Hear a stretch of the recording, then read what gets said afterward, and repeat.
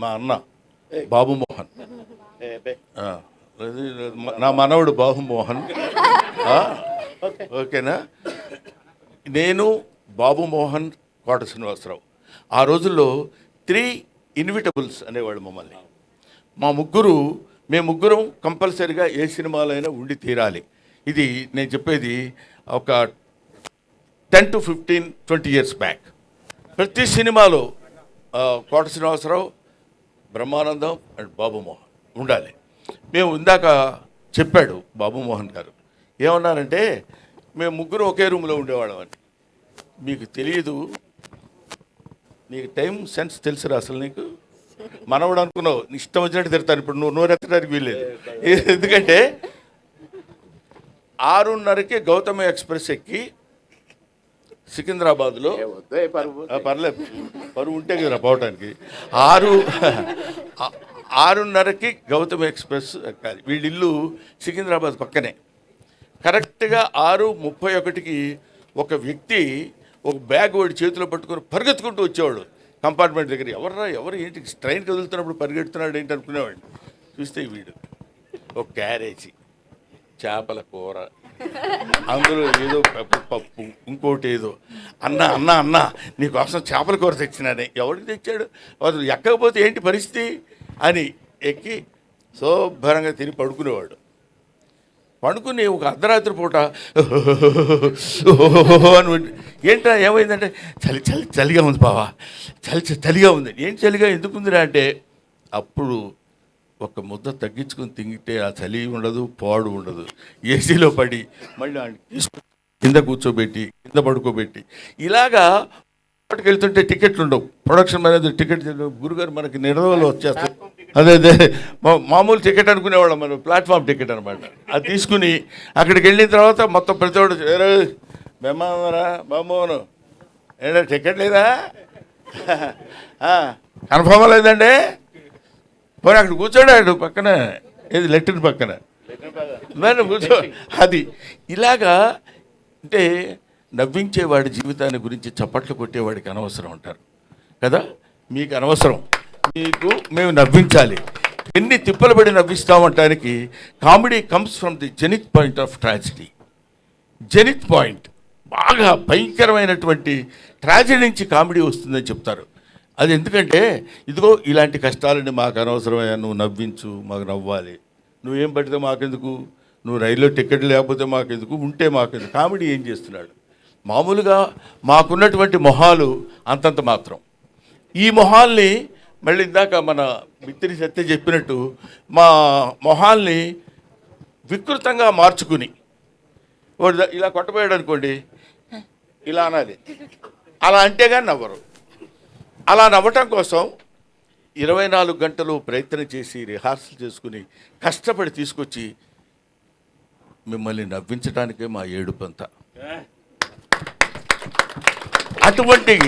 అటువంటి కామెడీ జీవితాల్ని పంచుకొని పుట్టినటువంటి మమ్మల్ని మీరు ఏదైనా చిన్న చితక పొరపాట్లు, తప్పులు, ఉప్పులు ఉన్న పనురా పాపం పొద్దున్న లేస్తే నవ్విస్తాడు రాండి వదిలేద్దాం అనే పెద్ద మనస్తత్వాన్ని మానవాళి తెలుసుకోవాలని నా మనస్తత్వం.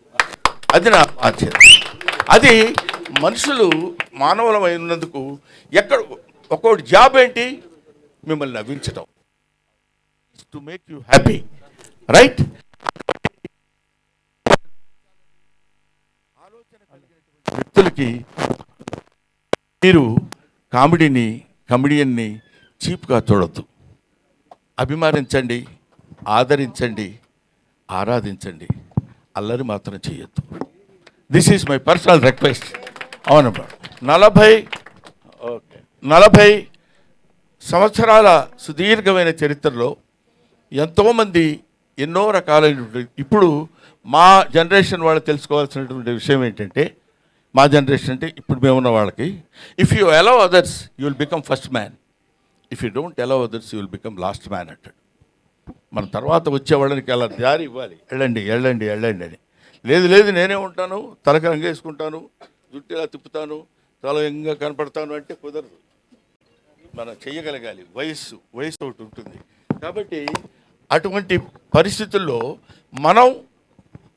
మన యొక్క స్థితిగతుల్ని, మన యొక్క ఏజ్ని, మన యొక్క విషయాన్నంతా మనం జాగ్రత్తగా మనల్ని మనం పరిశీలించుకుని ఆత్మవిమర్శ చేసుకోగలిగినప్పుడు 10 కాలాల పాటు హాయిగా ప్రశాంతంగా నువ్వు ఉంటావు, 10 మందిని ఉంచగలుగుతావు. అందువల్ల ఇవి మనం తెలుసుకోవాల్సినటువంటి, జీవితంలో తెలుసుకోవాల్సినటువంటి నగ్న సత్యాలు, నిజాలు. అందుకనే మనకి ఇది నేరము తప్తలోహమున నిలిచి అనామకమై నశించు, ఆ నేరమే ముత్యమట్లు భాషించు, నడినీదళ సంక్షితమై అంటాడు. నీరము నీటి చుక్క తప్తలోహమున నిలిచి బాగా కాలుతున్నటువంటి నీళ్ళ పెనం మీద వేస్తే చుయ్యమని అది దానికి నామరూపాలు లేకుండా వెళ్ళిపోతుంది. అదే నీటి ముక్క, అదే నీటి చుక్క తామర ఆకు మీద పడినప్పుడు ముత్యమలా అనిపిస్తుంది. అబ్బా ఇది ముత్యమా అనే భావన మనకు కలుగుతుంది. అలాగే దేవుడి గుళ్ళోకి వెళ్ళి రూపాయి బిళ్ళ దేవుడి గుళ్ళో వేస్తే అది పోతుంది. ఆ రూపాయి బిళ్ళ బయటికి తీసుకొచ్చి ఎవరికన్నా ఇస్తే ముష్టవు. కాబట్టి దానికి ఉన్నటువంటి విలువ దానికి ఉంటుంది. దాన్ని ఉపయోగించేటువంటి విధానం మాత్రం మనకి కనిపిస్తూ ఉంటుంది. కాబట్టి మహనీయులందరికీ ఇంతమంది ఇంత ఓపికగా కూర్చుని, ఆ తర్వాత ముఖ్యంగా వీళ్ళ పేరు చెప్పబోతే బాగుండదు, అందరూ మెడల పైకి చూస్తున్నారు, సీను ఇటు పేరం గ్రూప్ వాళ్ళు. కాబట్టి మేము ఇంత కష్టపడి మేము సన్మానం చేస్తే ముఖ్యంగా ఇక నుంచి ప్రతి బర్త్డే మేమే చేస్తాం అన్నయ్య గారు. మీ 100వ బర్త్డే కూడా ప్రపంచవంతంగా చూసే విధంగా మేము చేస్తామని ఈ సభ మీదుగా చెప్తున్నాం. ఇప్పుడు ఏదైనా చిన్న చిన్న పొరపాట్లు జరిగి ఉంటే క్షమించండి. నెక్స్ట్ బర్త్డేకి శిల్పకళా వేదికలో అది పెద్దగా చేస్తాం అన్నయ్య. ఇంతకంటే పొరపాటు ఏమైనా ఉంటుందా? పావు గంట బాగా, ఇప్పుడు 1 మినిట్ అని చెప్పి 1 సెకండ్. కాబట్టి పర్లేదు నాన్న, ఇలాంటివి టు ఎర్ర్ ఇస్ హ్యూమన్. తప్పు చేయటం మానవ లక్షణం, మానవ సహజం. అది తప్పు చేసేవాడి గురించి 2 2 4 2 4 8 2 5 10 2 6 16 12 2 7 14 2 8 16 అని అన్నాం అనుకోండి, పొరపాటున ఇప్పుడు చూసారా మధ్యలో 2 6 16 అనేసరికి ఏయ్ అన్నాడు అంటే నిజం. అన్నీ మంచి చెప్పేంత వరకు ఎవడు పట్టించుకోడు. ఎక్కడో ఒక చోట నోరు జారుతాం, తప్పు జారుతాం, దాన్ని వెంటనే క్యాచ్ చేస్తారు. అది హ్యూమన్ సైకాలజీ.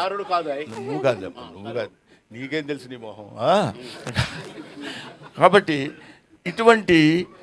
ఇటువంటి స్థితిలో పొరపాట్లు ఏవేవో జరగటాలు, ఏవేవో చేయటాలని కాకుండా ఇదిగో ఈ సీని ఇన్ఫ్రా మీరందరూ మాట్లాడకండి. చూసారా, 10 మందికి చెప్పేవాడిని ఒకటి చేత చూపించుకోవాల్సిన పరిస్థితి ఏర్పడింది. సీని ఇన్ఫ్రా వాళ్ళకి పేరం గ్రూప్. అవునమ్మా, ఏమమ్మా చెప్పకపోతే ఏం చేస్తారు ఇప్పుడు? గిరీష్మ గారికి. ఆ తర్వాత నాకు పాపం ఇతను 4 రోజుల క్రితం వచ్చాడు ఇంటికి. వచ్చి నన్ను మీకు సన్మానం చేస్తున్నామండి అన్నారు. నేను సన్మానాలు ఇవన్నీ ఒప్పుకొని చాలా కాలం అయింది. ఎందుకు ఏమి అంటే ఒక స్టేజ్లో మనకు సన్మానం చేస్తున్నాను కానీ శుభ్రంగా స్నానం చేసి మొహం పౌడర్ వేసుకుని సన్మానం అనుకుంటూ వెళ్ళేవాడిని. ఏం చేసామని మనకి సన్మానం? ఇంకా ఎంత చెయ్యాలి? ఎంతో చేయాల్సింది ఉంది కదా, వద్దులే సన్మానాలు అవి అనుకుంటే కాదు సార్, మేము మీకు ఎప్పటి నుంచో సన్మానం చేయాలని అనుకుంటున్నాను. మీ దగ్గరికి రావడానికి యాక్సెస్ దొరకలేదు, అది దొరికింది. అటువంటి పరిస్థితుల్లో మీకు మేము సన్మానం చేయాలి, మనస్ఫూర్తిగా చేస్తామండి, మీరు దయచేసి యాక్సెప్ట్ చేయండి అని. మన శ్రీను, నువ్వు ఉండవా బాబు, ఇది వచ్చి నన్ను అడిగితే నేను ముఖ్యంగా కాదనలేకపోవటం నేనేదో పెద్ద గొప్ప తోపు బుడింగి అని కాదు. ఎందుకు కాదనలేకపోయానంటే ఒక అభిమానంతో, గుండె నిండా ఉన్న అభిమానాన్ని పంచుకుంటానని చెప్పినప్పుడు ఇంకా నేను దాన్ని నో అనటం ఒక కళాకారుడిగా సమంజసం కాదు. ఏ అభిమానంతో నన్ను ఇంత బాండ్ చేశారో, ఇంత పెంచారో వాళ్ళని తప్పకుండా నేను కావాలని. ముఖ్యంగా 70th బర్త్డే అన్నారు. మరి వాళ్ళకి ఎవరు చెప్పారో ఏంటో వేసి పడేశారు 70 అని. మనకేముందిలే నేను కూడా ఓకే అనేసాను. అంటే మీరందరూ ఏమనుకుంటున్నారు తెలుసా? ఇంకా తక్కువ అనుకుంటున్నారు కదా. కాబట్టి ఇలాంటివి నేను అందుకనే చాలామంది ఏమంటే మీ ఇష్టం వచ్చినట్టు మీ మీమ్స్ వాడేస్తున్నారు సార్, మీరు అసలు పట్టించుకోవట్లేదు సార్, వాళ్ళందరూ ఏది పడితే అది రాసేస్తున్నారు సార్ అంటారు. అంటే నేనేమంటున్నానంటే ఒక మాటలో చెప్పాలంటే మీమ్ గాడ్ అని ఇందాక చదివారు. మీమ్ గాడ్ అనే పేరు ఎలా వచ్చిందంటే నాకు ఇంతమంది మీమర్స్ ఉండబట్టి వచ్చింది. వీళ్ళు లేకుండా నా మీద ఎందుకు అనొద్దు, అలా అనొద్దని నేను అనున్నట్టయితే Brahmanandam old comedian, fade out comedian అయి ఉండేవాడు. నన్ను బతికిస్తుంది, ఇప్పటి వరకు ప్రజల్లో నన్ను నిలబెట్టింది మన మీమర్స్, యూట్యూబర్స్. వాళ్ళందరికీ నా హృదయపూర్వకమైన నమస్కారాలు తెలియజేస్తున్నాను. అంతేకాకుండా గ్లోబల్ అవార్డ్ ఆఫ్ ఎక్సలెన్సీ అది మన వాళ్ళు ఎవరండి? చిరాకు వచ్చి వెళ్ళిపోయారా? లేదు. వాళ్ళు అజయ్ కుమార్ అండ్ మనీష్, వీళ్ళు ఏమంటే మీరు ఇన్ని సినిమాలు చేశారు, మీరు ఎన్ని సినిమాలు చేశారో ఆ రికార్డు దుబాయ్లో జరుగుతున్న సన్మానానికి ఇస్తామండి, ఇక్కడ జరుగుతున్న ఈ సన్మానానికి మీకు సర్టిఫికెట్ మాత్రం మేము ఇంగ్లాండ్ నుంచి తెప్పించి అక్కడ అప్రూవ్ చేసుకొని మేము ఇక్కడ ఇస్తామండి అన్నారు. అనగానే పెద్ద మనసుతో ఈ మన సేని ఇన్ఫ్రా వాళ్ళు, పేరం వాళ్ళు అంగీకరించి ఈ స్టేజ్ మీద ఇవ్వడానికి నా వాళ్ళు యాక్సెప్టెన్స్ ఇచ్చారు. వాళ్ళకి థ్యాంక్స్ చెప్తున్నాను. అలాగే మీ గ్లోబల్ రికార్డ్ ఆఫ్ ఎక్సలెన్సీ వాళ్ళకి నా హృదయపూర్వక నమస్కారాలు తెలియజేస్తూ, అలాగే ఇక్కడ నా తమ్ముడు మిస్టర్ అజయ్ కుమార్ ఫ్రమ్ వరంగల్, అతను అద్భుతమైన కళాకారుడు. నువ్వు ఎవరు పెడతాడని అద్భుతమైన కళాకారుడు అంటావేంటని అనుకోవచ్చు మీరు. నేను ఎవరిని అన్ను, ఎందుకంటే అద్భుతం ఉంటే తప్ప. అతను సూది ఉంటుంది కదా, సూదికి ఒక చిన్న హోల్ ఉంటుంది దారం కూర్చడానికి, దానిలో ఒక అద్భుతమైనటువంటి బొమ్మలు చెక్కి మనకు క్లియర్గా కనపడేటట్టు చేయగలిగినటువంటి మహా కళాకారుడు ఆయన. అదిగో ఎదురుగా ఉన్నాడు అజయ్, మీరు ఒకసారి స్టేజ్ మీదకి రండి. తర్వాత అలాగే కాకుండా కనురెప్పలో ఒక వెంట్రుక ఉంటుంది, ఆ వెంట్రుక చివర నటరాజు నృత్యం చేస్తున్నట్టు చెక్కినటువంటివి. ఇట్లాంటి ఆణిముత్యాలు చాలా ఉన్నాయి, ఇలాంటి జాతిరత్నాలు చాలా ఉన్నాయి. కాకపోతే మట్టిలో మాణిక్యాల్లా ఉండిపోతున్నారు. తీసుకురావాల్సినటువంటి స్థితి ప్రభుత్వాలకి గర్వకారణమైనటువంటి విషయం ఇట్లాంటివి. ఇతను ద్వారా వాళ్ళు ఇతనికి ఎక్సలెన్స్ అవార్డు ఇచ్చారన్న నాకు. అంటే మీరు తప్పకుండా మీకు ఇవ్వాలని మీరు వాళ్ళు ఎప్పటి నుంచో మిమ్మల్ని అడుగుతున్నారంటే, నా దగ్గర ఏంటంటే ఒక జబ్బు, అదేంటంటే గబుక్కున ఎవరన్నా వచ్చి బ్రహ్మానంద గారి దగ్గర వెళితే ఏమంటాడు, ఎందుకు వచ్చిన గొడవరా అనే అదొక ఇదిగో మన ఇందాక బిత్తిరి సత్తి చెప్పాడు చూడు, ఏమంటారు ఎందుకు వచ్చింది నా దగ్గరికి వెళ్ళగలవా అని అదొక చిన్న లైన్ ఒకటి వేశారు. బాగానే ఉంది, ఒక రకంగా బెటరే అది. ఎందుకంటే గబుక్కున ఎవడు పెడతాడు, గబుక్కున రారు. సరే, అలాగా నా దగ్గరికి వచ్చి మీకు ఈ అవార్డు ఇవ్వాలని మేము కోరుకుంటున్నామండి అంటే వాడికి ఇలాగా ఎంతమందికి అని ఎందరో మహానుభావులు అందరికీ నా హృదయపూర్వకమైనటువంటి కృతజ్ఞతలు నేను తెలియజేసుకుంటున్నాను. అయిపోయింది అనుకున్నారు కదా, అవలా ఇంకా ఆపేస్తాడ్రా బాబు అనే ఫీలింగ్లో ఉన్నట్టున్నారు మీరు. ఆపను. ఎందుకు ఆపనంటే ఇప్పుడు ఇలాంటి సమయంలో కృతజ్ఞతలు చెప్పుకోవాల్సినటువంటి విషయం చాలామందికి ఉంది. ఆ తర్వాత ఇందాక నా పక్కనే కూర్చున్నటువంటి ప్రగతి గారు, ఆవిడ మేడం ఒక ఎవరైనా మనల్ని ఇబ్బంది పెట్టారు, బాధ పెట్టారు, కష్టపెట్టారు అనుకున్నప్పుడు దాంతో కుమిలిపోవటం, కుంగిపోవటం, డిప్రెస్ అవ్వటం సాధారణమైనటువంటి విషయం. అది హ్యూమన్ నేచర్, అది తప్పదు. గబుక్కున ఏంటే నీ మొహం అన్నాడు అనుకోండి, అబ్బా ఇలా అన్నాడు ఏంటని బాధ. దాన్ని ఛాలెంజింగ్గా తీసుకుని life is a game, you should play it, life is a challenge, you should meet it అని నిరూపించినటువంటి ఒక అద్భుతమైనటువంటి వ్యక్తి ప్రగతి. కాబట్టి వీళ్ళు ఇలాంటి వాళ్ళు ఎంతోమంది ఉన్నారు. ఇప్పుడు బాబు మోహన్, ఇప్పుడు ఏదో కమిడియన్ బాబు మోహన్ అన్నాడు. పరువు ప్రతిష్ఠ అనే సినిమాలో బాబు మోహన్ గారి నటన ఒకసారి ఇంటికి వెళ్ళి వీలుంటే ఒక 5 నిమిషాలు 10 నిమిషాలు మీరు దాన్ని ఏమంటారు గూగుల్ కొట్టి చూడండి. ఎర్రవుడు అనే సినిమాలో నేను తను ఇద్దరం కలిసి, తను కాటికాపరిగా నేను బ్రాహ్మణుడిగా ఇద్దరం కలిసి గొప్ప స్నేహితుల కింద నటించినటువంటి అద్భుతమైనటువంటి నటన చేసినటువంటి మహానటుడు అతను. అలా కనిపిస్తుంటాడు కానీ అలా ఏదో సినిమాల్లోకి లేదా రాజకీయాల్లోకి వెళ్ళిన తర్వాత ఆయనలో వచ్చినటువంటి మార్పులు బోర్డని ఉండొచ్చేమో కానీ నటుడిగా ఒక అద్భుతమైనటువంటి స్థితి ప్రజ్ఞత కలిగినటువంటి వాడు. ఎందుకంటే మామూలుగా ఇప్పుడు మనం చెప్పుకోవచ్చు, కోట శ్రీనివాసరావు పక్కన నిలబడి అతనితో జోడీగా, కోట శ్రీనివాసరావు అంటే వాడు అపర నటరాజు, అటువంటి వాడు పక్కన నిలబడి ఇదిగో బాబుమోహన్ గారు ఉంటేనే బాగుంటుందిరా కోటగాడి యాక్షన్ అని అనిపించుకోగలిగినటువంటి ఇలాంటి వాళ్ళు ఒక ధర్మవరపు సుబ్రహ్మణ్యం, ఒక ఎంఎస్ నారాయణ, ఒక వేణుమాధవ్, ఆ తర్వాత ఒక ఎవరు మన సునీల్ ఉన్నాడురా, ఏవిఎస్, ఏదో రోజు వచ్చిన పేరు చెప్పేస్తామండి. వీళ్ళందరూ కీర్తిశేషులు రచ్చ రవి అంటే ఎలా బాగుండదు కదా. అందుకని ఇటువంటి వాళ్ళందరూ అట్లాంటి చదువుకున్నటువంటి వాళ్ళు, ఎడ్యుకేషన్ ఉన్నటువంటి వాళ్ళు, వీళ్ళు ఈ సినిమా ఇండస్ట్రీలో అప్పటి వరకు బ్రహ్మాండంగా నవ్వించి వదిలిపెడతారంటే నవ్వు ఎక్కడి నుంచో తెలిసిన మనుషులు వాళ్ళు. ఇందాక చెప్పాను, బజార్ను నడిచి వెళుతున్నప్పుడు కాలికో దెబ్బ తగిలింది అనుకోండి, మొట్టమొదట ఆ దెబ్బ చూసుకొని అబ్బా చచ్చిపోతున్నావురా బాబోయ్ ఇదేంటి ఇలా జరిగిందని, దానికి అని అన్నా దీన్ని నేను చూడండి అంటే వెంటనే వాడు హాస్పిటల్కి తీసుకెళ్ళి ఒక ఇంజక్షన్ చేసి కట్టుకట్టి వదిలేశారనుకోండి, ఓకే. రెండోసారి తగిలింది అనుకోండి, అబ్బా మళ్ళీ అక్కడే తగిలిందిరా బాబు అని అనుకుంటాం, ఇంకా ఎక్కువ బాధపడతాం, ఇంకా 2 ఇంజక్షన్లు ఎక్కువ చేయించుకుంటాం. అదే 10వ, 11వ తగిలింది అనుకోండి, అదేంటరా అది ఎప్పుడు ఇక్కడే తగులుద్ది, ఏంటో ఎక్కడ ప్లేస్ లేనట్టు అక్కడే తగులుద్ది ఏంటి, ఇంజక్షన్ ఇంజక్షన్ అదే బదులేవే.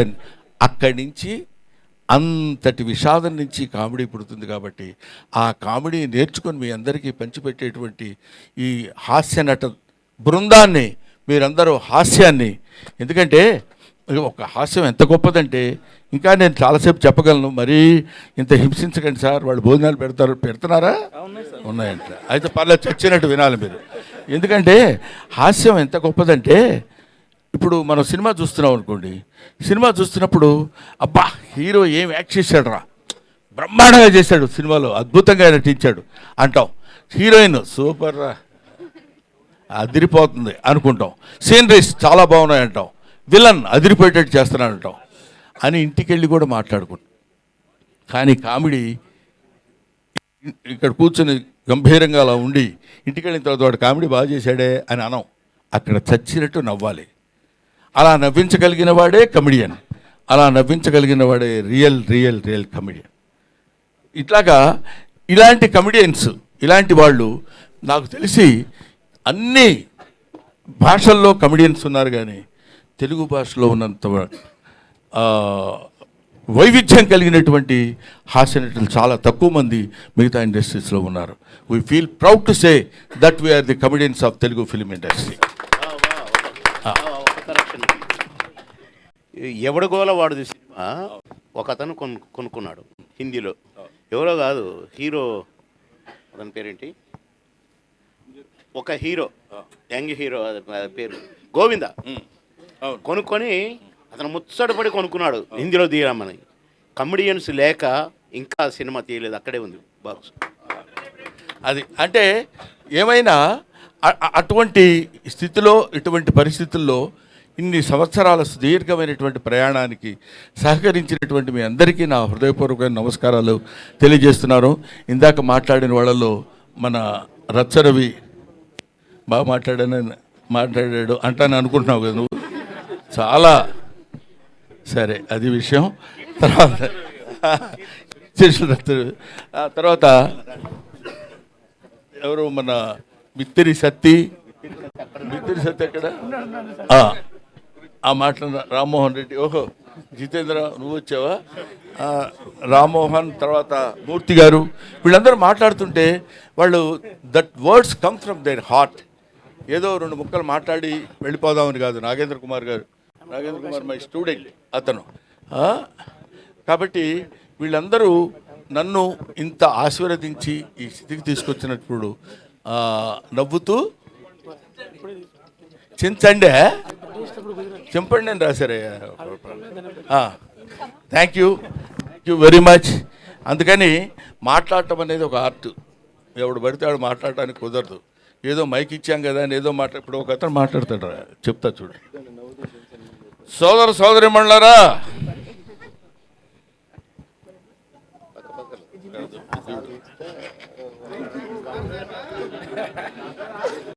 భయం జనాన్ని చూశాడు, కంగారు వచ్చేసింది. నేను చెప్తాను ఈరోజు కొంచెం అర్థం మళ్ళీ అరిచాడు. ఈరోజు నేను అది ఈ గ్రామానికి నేను ఇది కావాలని నేనెంతో ఇదయ్యాను. నేను ఇదవటం వాటిలో వాళ్ళందరూ నన్ను ఇది చేయటం నేనేదో రకంగా ఇదయ్యాను. కానీ ఒక్క విషయం నేను మీకు అది ఇలాగా రకరకాలుగా మాట్లాడే వాళ్ళు ఉంటారు. అలాంటి వాటిలో సబ్జెక్ట్ లేకుండా మాట్లాడటం చాలా కష్టం. ఇప్పుడు బాబుమోహన్ అనేటువంటి వాడు చాలా గొప్ప నటుడు, అంతేకాకుండాను అటువంటి మహనీయుడు ఇలాగా రకరకాలుగా రకరకాల పద్ధతుల్లో ఇష్టమైన ధోరణిలో మాట్లాడుకుంటూ వెళ్ళిపోకుండా కంటెంట్ ఉన్నతోటి హృదయంతో మాట్లాడేటువంటి ఈ ఫంక్షన్కి నా హృదయపూర్వకమైన నమస్కారాలు తెలియజేస్తున్నాను. ఇక్కడ నట భీష్ముడు మా ఎవరు లంక భద్రాద్రి శ్రీరామచంద్రమూర్తి గారు ఉన్నారా, వెళ్ళిపోయారా? ఎల్బి శ్రీరామ్ గారు. లంక భద్రాద్రి శ్రీరామచంద్రమూర్తి గారు అంటే ఎంఎస్ నారాయణ ఆయన మీద జోక్ వేశాడు. మీరు ఎంత కాంట్రవర్షియల్ పర్సన్ కూడా లేడండి అన్నాడు. అదేంటి కాంట్రవర్సీ, నేను కాంట్రవర్సీ ఏంటి సార్ అన్నాడు ఆయన. అంటే అప్పుడు ఆయన చెప్పాడు, మీ ఇంటి పేరు లంక, నీ పేరు శ్రీరామచంద్రమూర్తి, ఇంతకంటే కాంట్రవర్సీ ఏం కావాలండి అన్నాడు. Thank you very much.